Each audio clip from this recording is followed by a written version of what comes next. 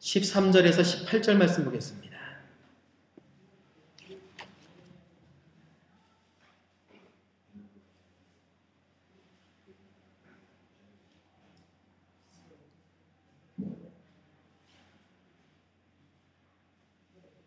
신약성경 375쪽입니다.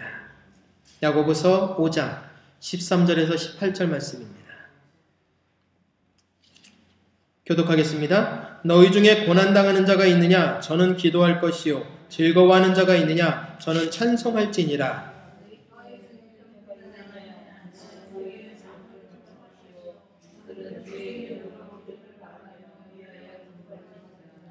믿음의 기도는 병든 자를 구원하리니 주께서 저를 일으키시리라. 혹시 죄를 범하였을지라도 사하심을 얻으리라.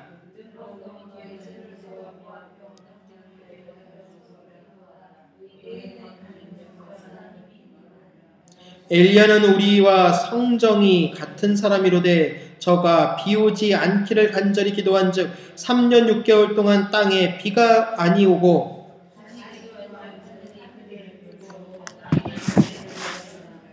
아멘.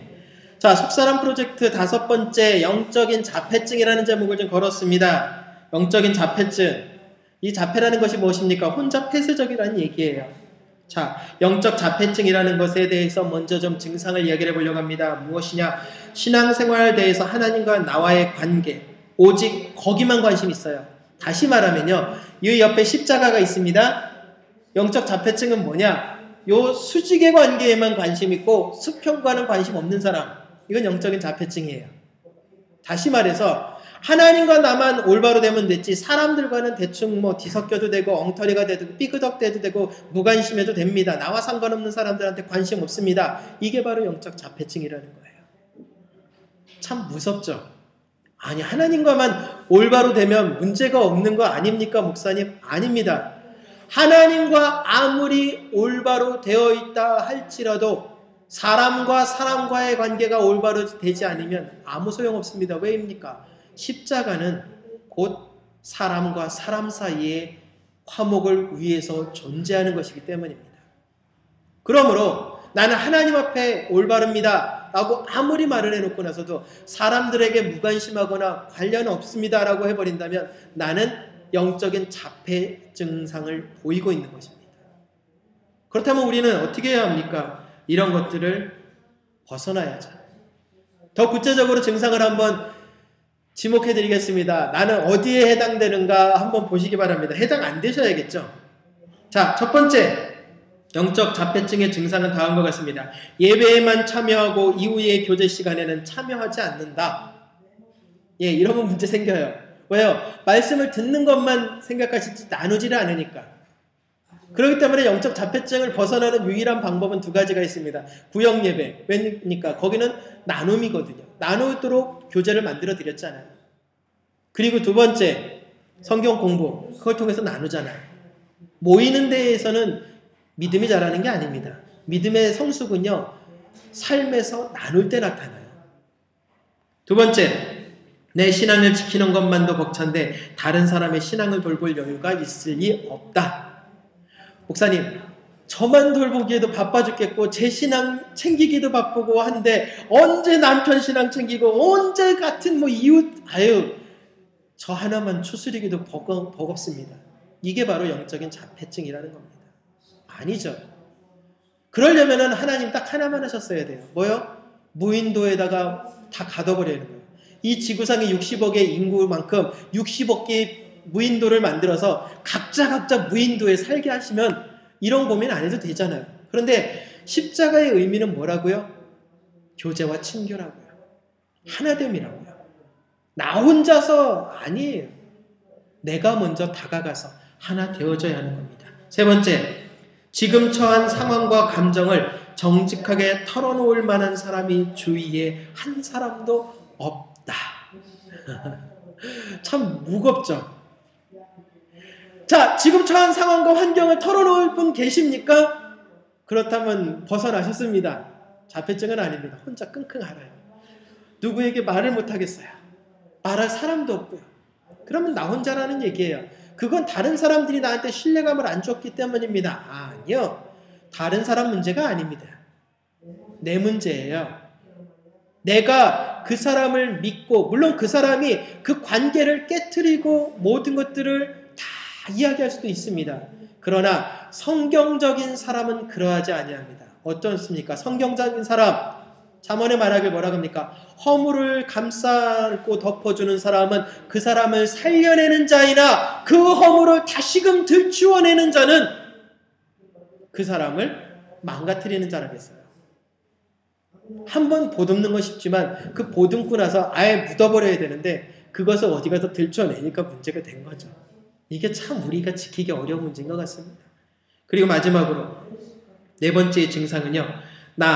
내 가족, 내 교회, 내 나라를 먼저 구원하기 전에는 세계복음화를 위해 기도하는 것은 의미 없는 일이다.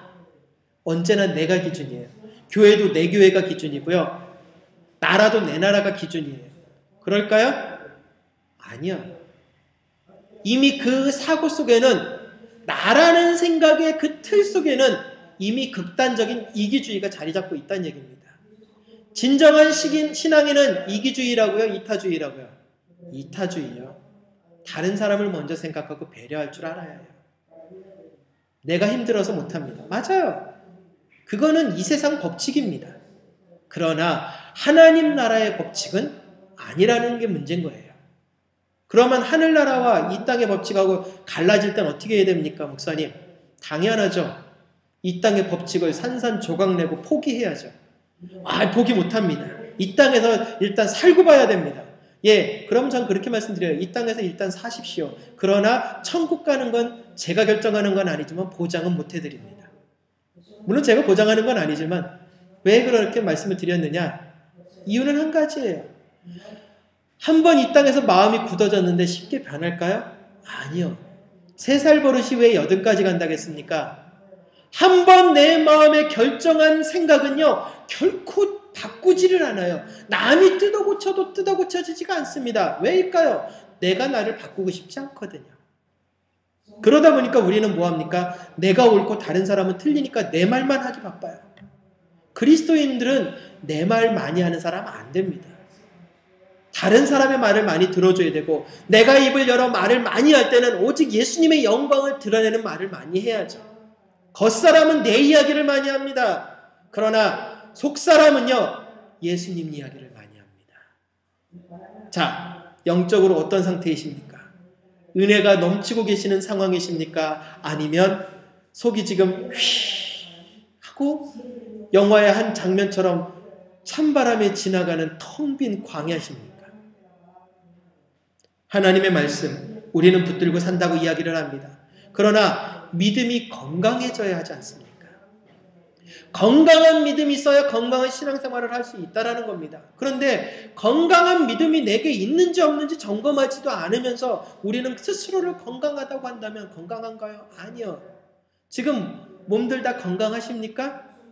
아픈 곳 하나 없으십니까? 예, 저 건강합니다. 그래도 건강하시다는 분요, 병원에 데려가면 어딘가는 나와요. 한국에서 완벽한 100% 건강맨이라고 하는 사람들도요, 병원에 데려가서 정밀검진 해보면요, 다 걸리게 돼 있어요. 귀에 걸면 귀걸이, 코에 걸면 코걸이로 반드시 아프게 되어 있다는 얘기입니다. 스스로 자만에 빠지지 말란 얘기예요. 진짜 건강한 사람은요, 내가 늘 아플까 조바심 내면서 긴장하는 사람이에요. 다시 말해서 내가 정말 이 믿음이 예수님 모시기에 정말 합당한 믿음인가, 내 믿음이 하나님 앞에 부끄럽지 않은 믿음인가를 늘 긴장하면서 자신을 되돌아볼 줄 아는 사람이 건강한 믿음의 소유자라는 겁니다. 예수님이라면 어떻게 하실까? 이 생각을 놓지 않는 사람이 건강한 크리스찬이라는 얘기입니다. 이 말을 해야 되는데 이 말을 함으로 인해서 예수님이 영광을 받으실까 받지 않으실까를 고민할 줄 아는 그런 모습이 건강한 신앙인이라는 겁니다. 이 건강한 신앙인, 하나님과의 관계뿐만 아니라 이웃과도 잘 지내요. 십자가니까요. 예수님이 그래서 오셨거든요. 그러므로 우리는 이러한 모습으로 해버려야 합니다. 그런데 문제는 하나님과의 관계 속에서 하나님께는 다 고백으로 쏟아놓는데 사람과의 관계 속에서는 담습니다. 이유는 딱 한 가지입니다.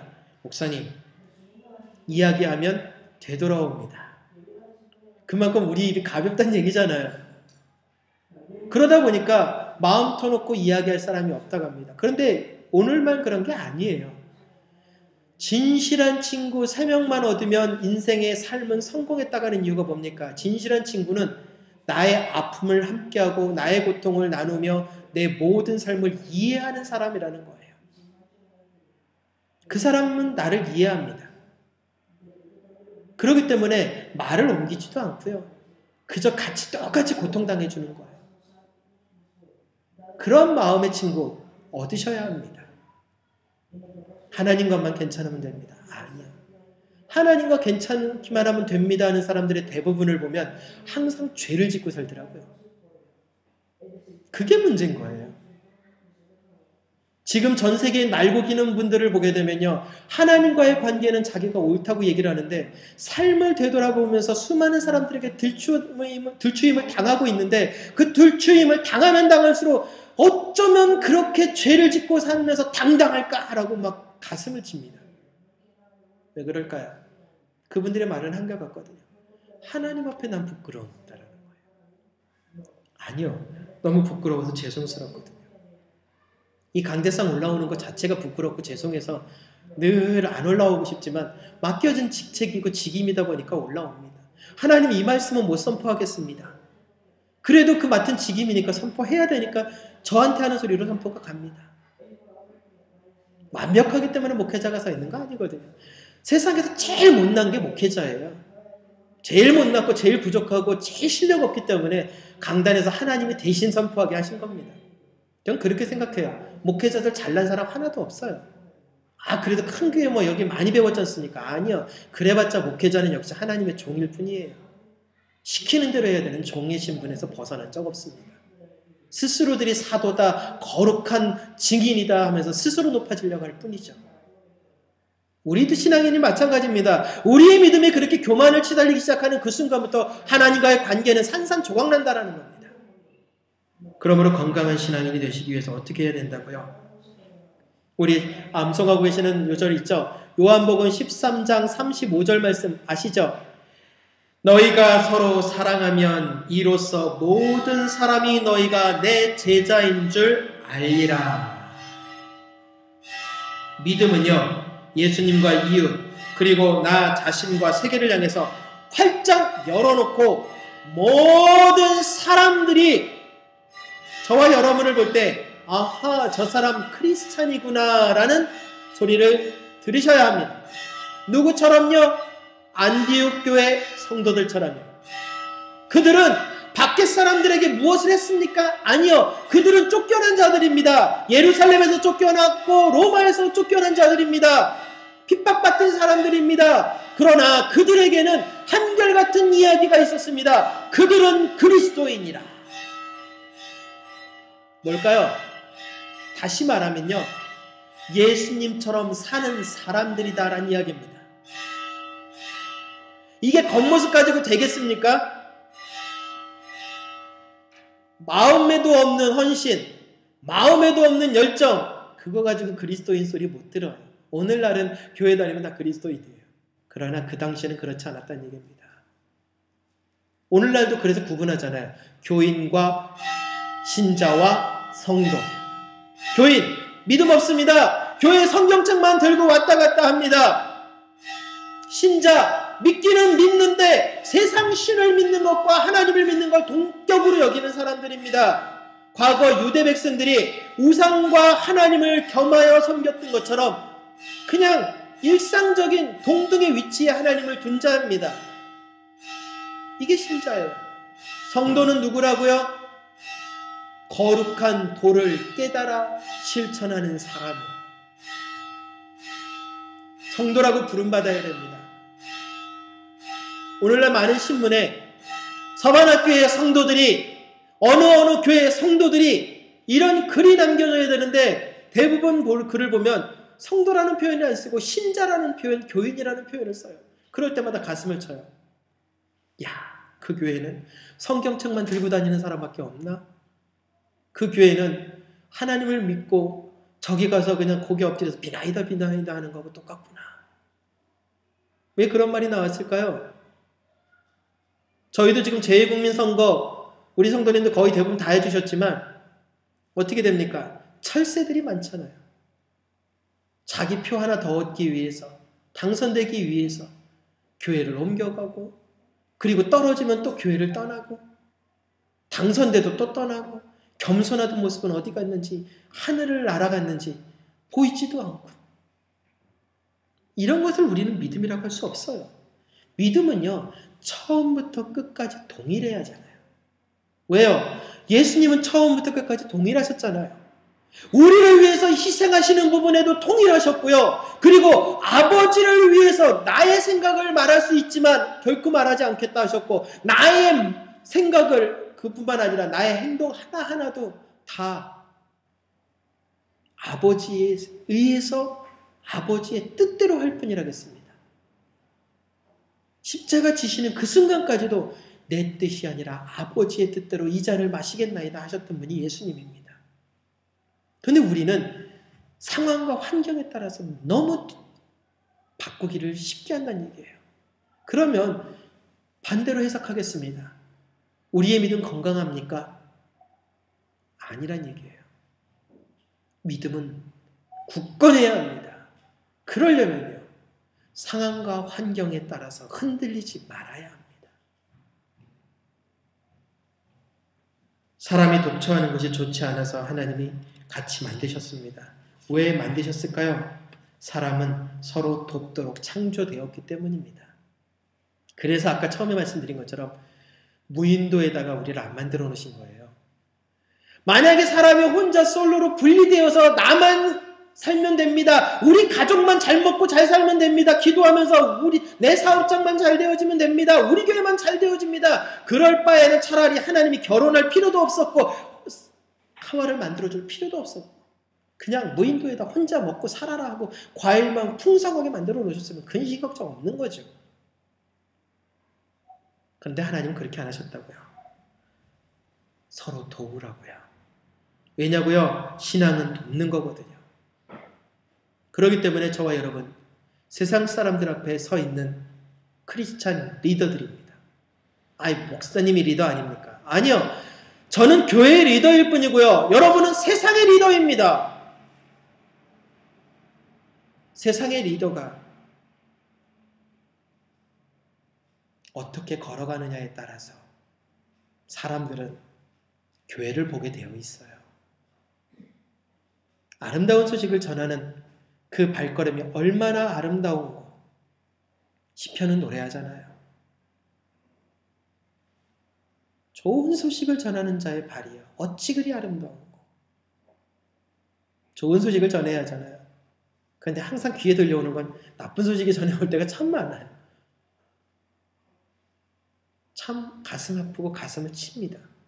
그냥 요즘에는 밖에서 들려오는 소문에 귀를 닫아버렸어요. 어차피 들어봤자 무익한 거니까. 들어봤자 진실도 없으니까요. 다들 그냥 자기가 하고 싶은 대로 말을 각색해서 하는 게 너무 많으니까 요즘엔 무슨 말이 들려와도 저는 귀 닫아버려요. 그냥 그 앞에서 예 그러세요? 예 아유 그런 일이 있었네요 하고 그냥 웃고 말아요. 그런데 머릿속에 담냐고요? 안 담아요 이제는. 왜요? 담아봤자 도움되는 것도 없고요. 하나 진실도 없기 때문에요. 우리는 정말 뭘 담아야 된다고요? 좋은 소식이요. 이게 문제인 거예요. 우리의 믿음 성장해야 합니다. 예수님은 우리를 위해서 그렇게 좋은 것들을 해주셨는데 왜 우리는 그 좋은 것들을 위해서 감당하는 걸 어려워하느냐는 얘기예요. 사람들과의 관계, 목사님 너무 힘들어요. 예, 솔직히 말씀드리면 저 사람들과의 관계 맺는 거 무지 싫어요. 참 폐쇄적이에요, 제가. 그런데 왜 신학생을 만들어가지고 지금까지 23년 동안 사람들 한가운데서 사람들과 관계를 맺었는지 저도 이해가 안 돼요. 왜? 고등학교 졸업할 때까지 유일하게 딱 갔던 곳이 집, 학교, 교회. 교회에서도 그냥 임원진 딱 10명. 그게 끝이에요. 그러던 제가 신학생이 됐어요. 그런데 숱한 사람을 만나야 되고 숱한 사람들과 관계를 맺고 지금도 많은 사람들과 관계 맺고 수시로 전화하고 찾아가서 만나고 막 그럽니다. 생각 안 하던 일이에요. 제 기본적인 성격하고는 전혀 반대의 일이에요. 그렇다고 포기할 거냐고요? 신앙에는 바뀌어야 되거든요. 다가가야 되는 일이잖아요. 아이, 제가 너무 모자라서요. 예, 저보다 모자라신 분은 없잖아요. 다들 저보다는 나으시잖아요. 그럼 가실 수 있잖아요. 전 종이에요. 그러나 여러분은 자녀잖아요. 좀 높여주는 기도를 할 때 어떤 기도가 나오냐? 우리 하나님의 거룩한 종님에게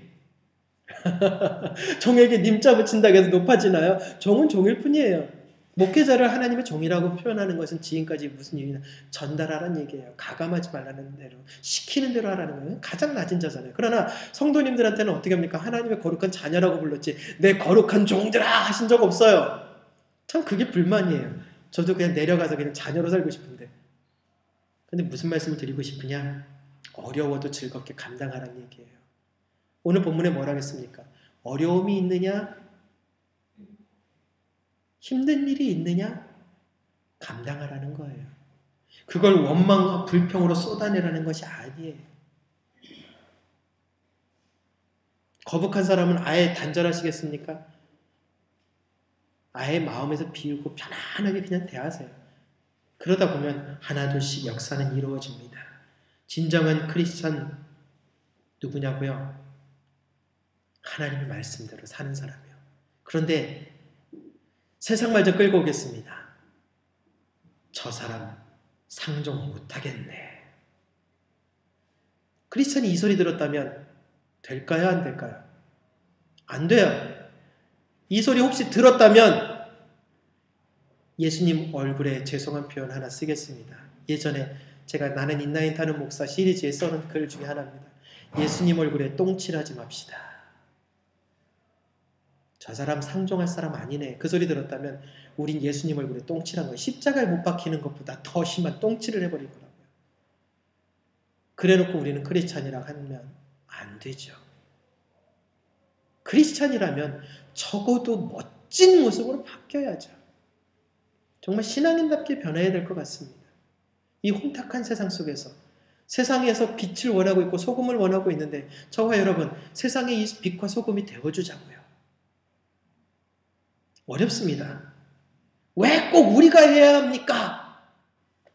14절에 오늘 말씀하셨습니다. 너희 중에 병든 자가 있느냐? 그는 장교회의 장로들을 청할 것이요 그들은 주의 이름으로 기름을 바르며 그들을 위하여 기도할지니라. 병든 자라는 사람 진짜 아파서 누워있는 사람일까요? 아니요. 병든 사람이라는 건요 외로운 사람, 소외된 사람입니다. 교회 장로들을 청하라겠습니다. 목사만 데려가서 안수기도 해주면 다 해결된다고요. 외로운 사람 찾아가서 안수해주고 정말 고독에 쌓여있는 소외된 사람 찾아가서 한번 품에 안아주면 목사가 안아주면 다 해결된다고요. 아니요. 오늘 본문을 이 시대의 말씀으로 바꿔보겠습니다. 너희 중에 외롭고 소외된 자를 보았느냐? 네가 먼저 달려가 품어주고 보듬어주고 들어주고 이해해 주어라. 그리고 그 옆에 머물러라.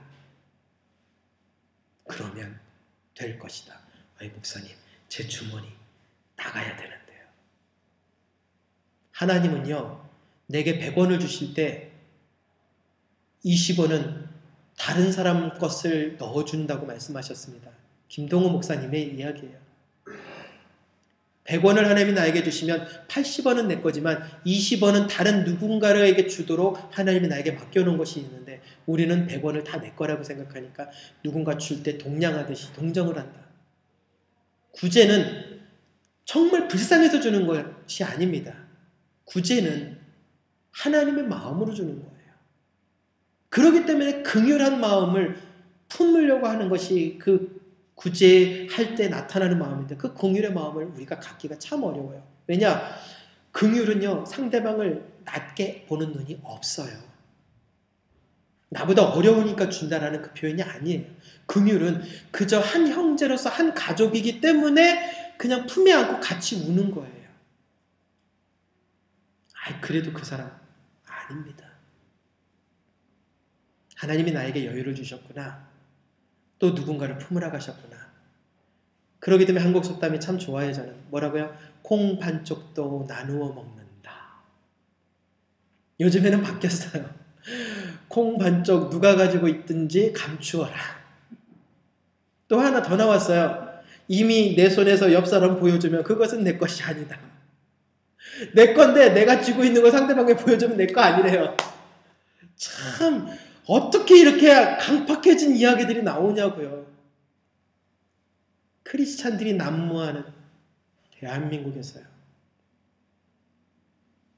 속사람이 변하지 않았기 때문입니다.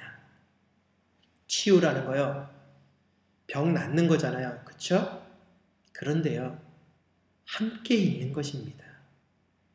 얼마 전 명예가 첫 간호 실습을 나간 것을 이야기를 했어요.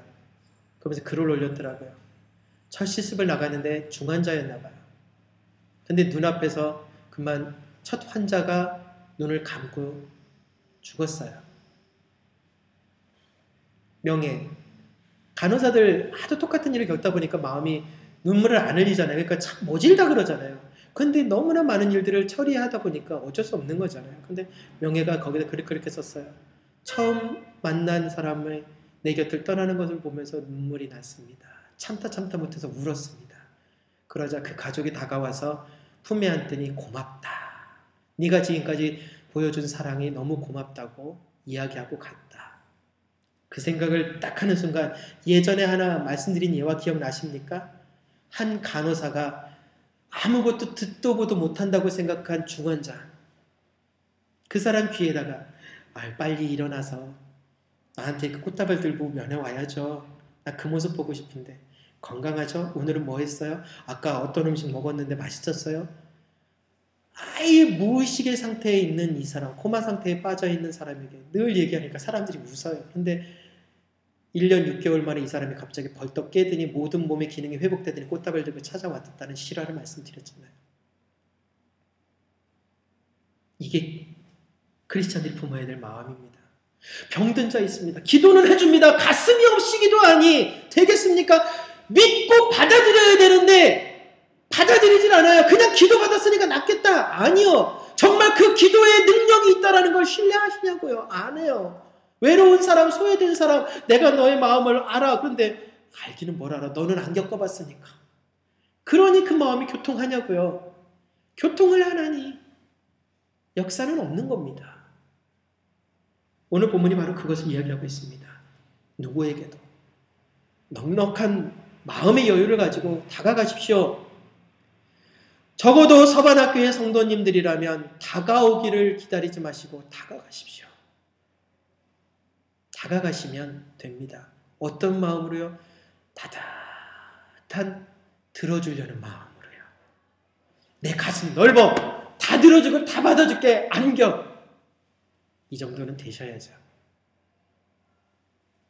그러면서 서로 어떻게 하라겠습니까? 서로 고백하라고 돼 있잖아요. 16절에 너희 죄를 서로 고백하며 병낫기를 위하여 서로 기도하라.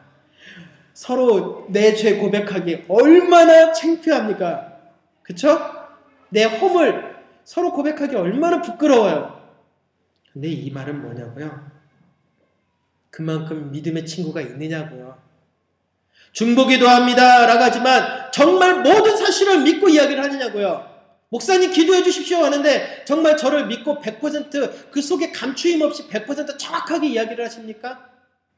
다시 풀어내겠습니다. 이렇게 이해하시면 편할 것 같습니다. 의사 선생님을 찾아갔습니다. 증상을 이야기하십시오 했는데 10가지 아픈 증상이 있는데 3가지만 이야기를 했어요. 7가지는 부끄러워서 참아 못하겠습니다 하고 감춰버렸어요. 자, 의사는 뭘 가지고 진단을 합니까? 3가지요. 나중에 의사한테 이야기를 합니다. 돌팔이 의사. 병도 못 고치네. 왜 못 고칠까요? 나머지 7개를 안 고쳤는데 그 7가지에서 터져버렸는데 자기는 얘기 안 해놓고 나서 그걸 못 찾아냈다고 막 의사를 협박을 하면 되냐고요. 안 되죠. 이제 무슨 말씀인지 아시겠습니까? 상대방에게 내가 뭔가 기도를 부탁합니다 했다면 내 마음의 진심을 상대방한테 넣어준 거예요. 넘긴 거예요.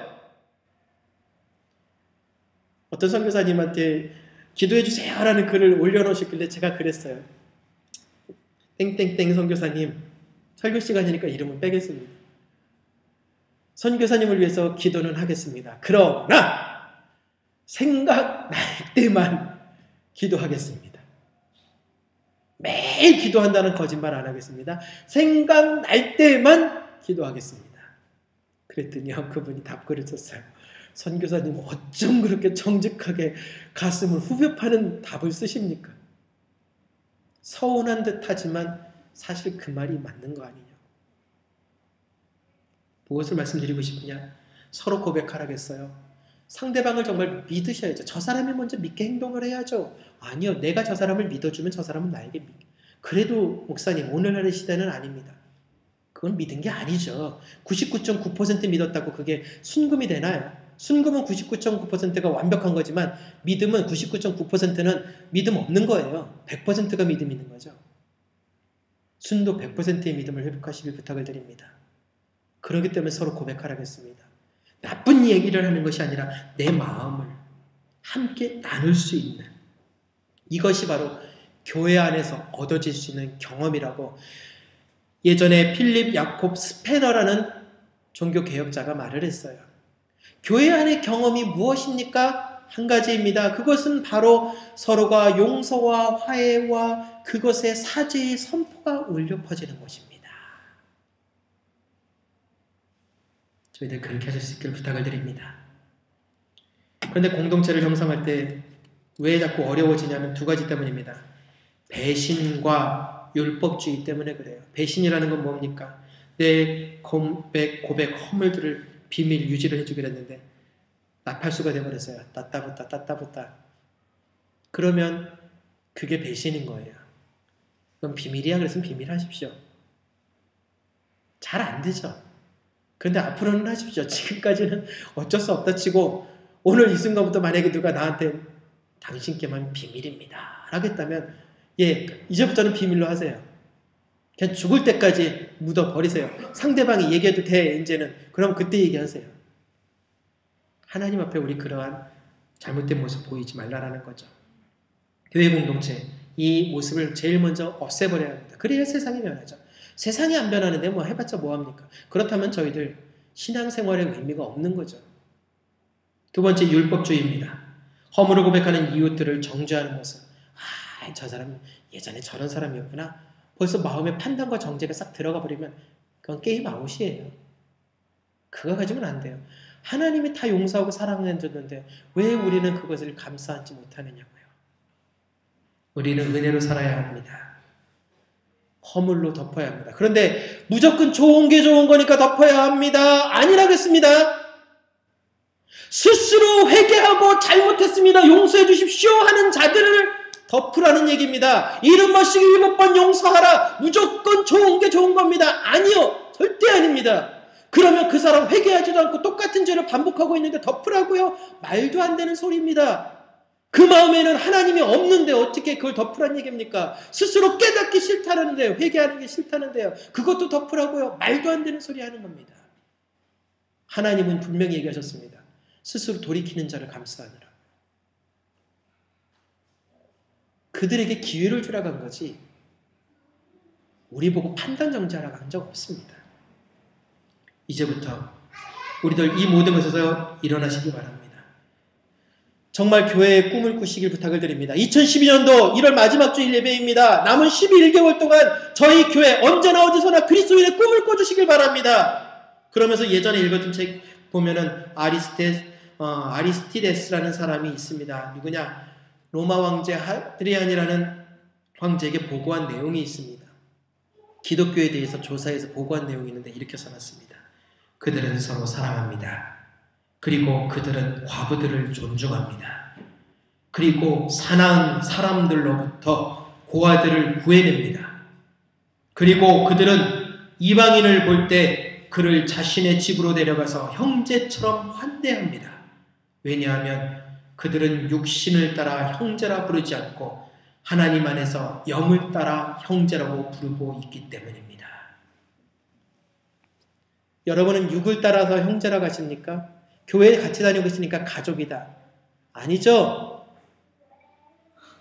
예수 그리스도가 내 안에 살아있고 그 십자가의 비밀을 간직한 자로서 세상 사람들에게 아름다운 마음을 드러낼 때 비로소 우리는 가족이라고 부를 수 있는 것입니다. 가족끼리 서로 막 허물을 감싸 안지 못해요. 그럼 가족 아니에요. 남남이에요. 아이고, 안 됩니다. 왜 안 돼요? 하면 되죠. 목사님 해보십시오. 예, 하고 있습니다. 안 되지만 노력하고 있습니다. 부딪힐 때 많아요. 그러나 감싸 안아야 된다고 성경에서 말했으면 감싸 안고 덮고 가는 겁니다. 가족도 못 감싸 안는데 다른 사람들을 가족이라고 하면서 감싸 안는다고 하는 건 우리의 위선일 뿐인 거거든요. 그러므로 노력해 주십시오. 그런데 그렇게 말씀을 하시면 안 돼요. 뭐요? 목사님, 그럼 제 가족을 먼저 다 사랑한 후에 완성하고, 아니요. 하나님의 사랑은요, 같은 집에 살고 있는 가족만 가족이라고 하신 적 없어요. 옆에 계신 분들 한번 읽어보십시오. 하나님의 자녀들이잖아요. 그럼 다 같은 가족이잖아요. 저만 종이잖아요. 심부름꾼. 이 은혜의 말씀처럼 우리 서반학교회가 꿈꿔야 합니다. 영적인 이 자폐증의 모습, 극단적인 이기주의가 아니라 십자가의 올바른 수직의 관계뿐만 아니라 수평의 관계를 완성하여서 모든 사람들에게 진실한 그리스도의 나라를 보여줘야 되는 이 의무, 저와 여러분의 책임입니다. 이것을 이루어냄으로 말미암아 하나님의 능력을 소유하는 거룩한 백성들이 되시기를 축원합니다. 거룩하신 하나님, 감사합니다. 우리들의 삶의 모습을 되돌아봅니다. 우리들의 영혼을 하나님 앞에 올려드립니다. 말씀 속에 임하여 주시고